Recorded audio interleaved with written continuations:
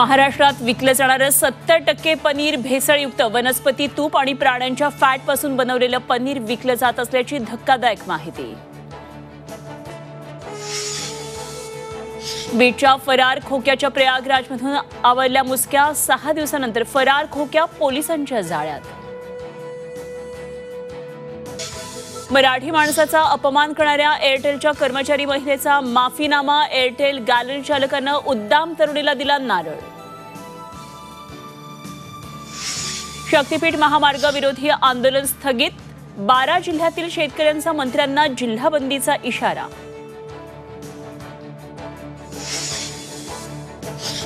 कोल्हापुरातील 100 दूध संस्था दिवाळखोरीत जाणार। मार्च नंतर प्रक्रिया सुरू। दूध संकलन आणि मतदार याद्या नसल्यानं होणार कारवाई।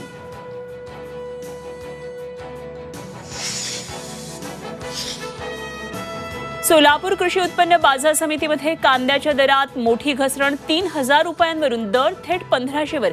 शेतकऱ्यांवर आर्थिक संकट।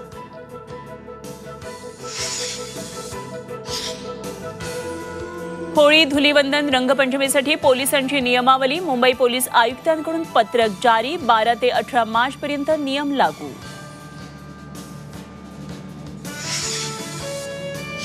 सांगलीतील भुईकोट किल्ल्यावर छत्रपती संभाजी महाराजांची 7000 चौरस फुटांची भव्य रांगोळी। तब्बल 1.5 टन रांगोळीचा वापर। 35 तासात साकारली आकर्षक कलाकृती।